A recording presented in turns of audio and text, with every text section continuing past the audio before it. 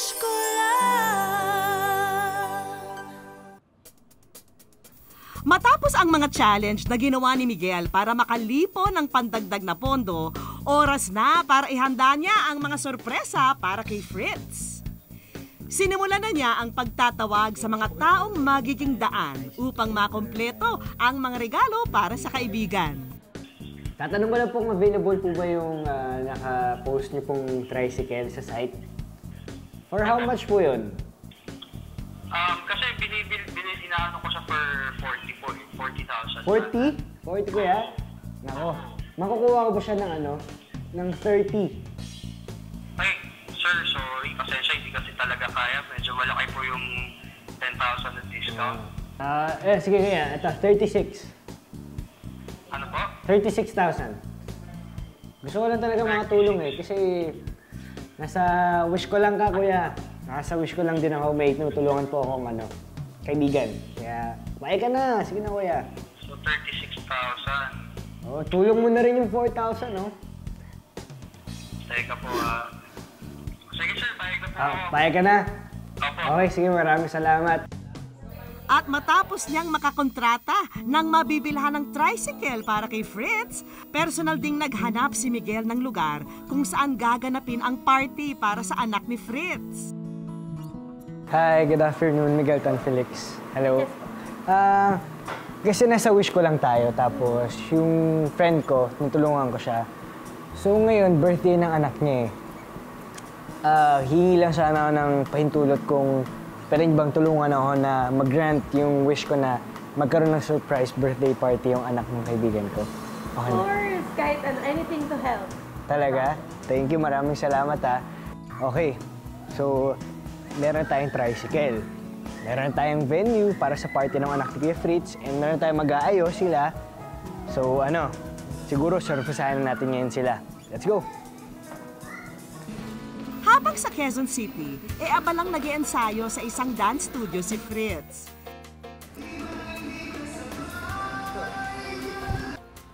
Pero magtataka siya dahil parang kakaibang choreography ang nagaganap. Yun pala, isang kaibigan ang naroon para sa isang sorpresa. Yo, musta? Hoy! Ano? Ha? Ano? Iyak. Abot langit ang galak na naramdaman ni Fritz sa muling pagtatagpo nila ni Miguel. Iyak. Sakto na, pre. Iyak. Ayan, Kuya Fritz, Musta ka na? Ayos lang naman. Ayos lang. Okay ka naman? Okay naman. Kaya yung kumanginig.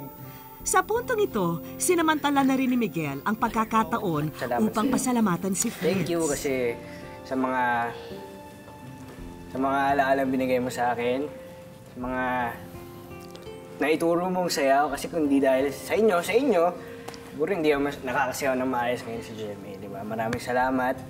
At syempre, binavalue ko yung pagkakaibigan natin dalawa. Okay? So, gusto ko surprisahin ka. Gusto kong maging masaya ka. Ayan, ganyan. Fresh ko lang ka, Kuya Fritz. Ha? Okay. Salamat, Migs.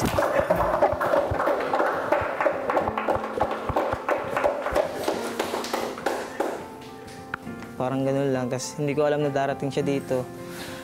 Tapos ganito pala yung mangyari. Salamat, Migs. Salamat, hindi ka nakalimot. At para raw lalong maging extra special ang araw na ito, isang mahalagang tao rin ang inimbitahan ni Miguel para makibahagi rito. Pasok! Ayan na. Sino yan? Hala! Jed! Happy birthday. Punta. Baka sa higpit ng mga yakap ni Fritz ang galak matapos ang matagal na pangulila sa anak na si Jen. Happy birthday, Nak. Personal ding pinasalamatan ni Fritz ang lola ni Jen matapos nitong pahintulutan na makasama ni Fritz ang anak. Ay, maraming salamat po kahit dati na alam niyo naman po yung sa amin. Pero maraming salamat po kasi tinanggap niyo pa rin ako. Hindi na maging isang ama ng anak ko. Tanggap niyo pa rin po ako kahit anong mangyari. Salamat po, Nay. Tutuwa ako at kahit naman ganun yung nangyari sa kanila. tinatanggap pa rin niya kami. Ano Kuya Fritz, handa ka na ba sa mga surprise na hinanda namin para sa'yo? Handa na ako. Oo. Paniguradong masa-surprise ka talaga dito. Para sa'yo talaga itong araw to, Kuya Fritz. Agad kaming nagtungo sa pasyalang ito. Walang kamalay-malay si Fritz na may masayang selebrasyong magaganap. Sabi ka talaga, Mix. Happy birthday, Fritz! Really pala. Halos hindi makapaniwala si Fritz sa bumungad sa kanya. Masaya ako ngayon kasi dininig yung dasal ko. Tapos marami rin salamat, Mix. Hanggang ngayon, simula pagkabata natin hanggang ngayon, hindi ka pa rin nakakalimot. Isa raw kasi ito sa pangarap ni Fritz para sa nalalapit na birthday ng anak.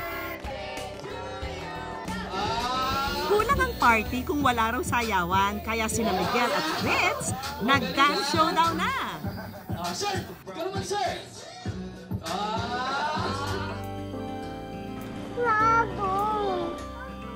Kuya Fritz, Pagkatapos ng party, hindi alam ni Fritz na may nakaabang pang regalo para sa kanya.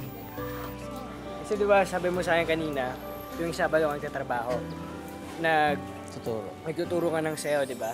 So naisip ko, personal wish ko para sa'yo na para meron ka rin pinagkakitaan. Malaking tulong ito, pantustos sa pang-araw-araw ni Fritz. Maraming salamat talaga. Isang malaking tulong sa akin to. Kasi hindi ko naman kayang bigyan sa anak ko na ganyang handa eh.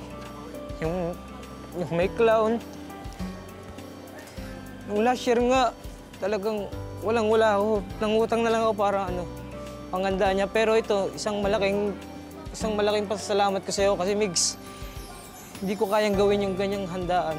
Pero dahil sa'yo natupad. Kung inaakala mong tapos na ang handog namin para sa'yo, abay nagsisimula pa lang tayo. Okay, Kuya Fritz, Jed, nandito tayo sa super laking toy store. And meron akong box dito. Ano ba to? Ito yung kinita ko sa pinaghirapan ko. So kahit anong gusto nyo, kunin natin. Nag-umpisa nang mag-ikot sina Fritz. Mistulang nalulula si Jed sa dami ng mga laruang nasa harapan niya. Sobrang nabago, hindi ko talaga siya expecting na mangyayaring gantong araw na to. Sa araw pa mismo talaga ng birthday ng anak ko. Sobrang nabago po. Sobrang saya-saya ko po ngayon. Marami po tayong makikilalang tao sa ating buhay. Pero iilan lang ang nananatili sa iyong tabi sa oras ng kagipitan. At ang mga taong ito nararapat bigyan ng halaga sa ating mga puso. Salamat po sa inyong pagsubaybay. Ako po si Vicky Morales at ito po ang Wish Ko Lang. Hihintay sa'yo kaya't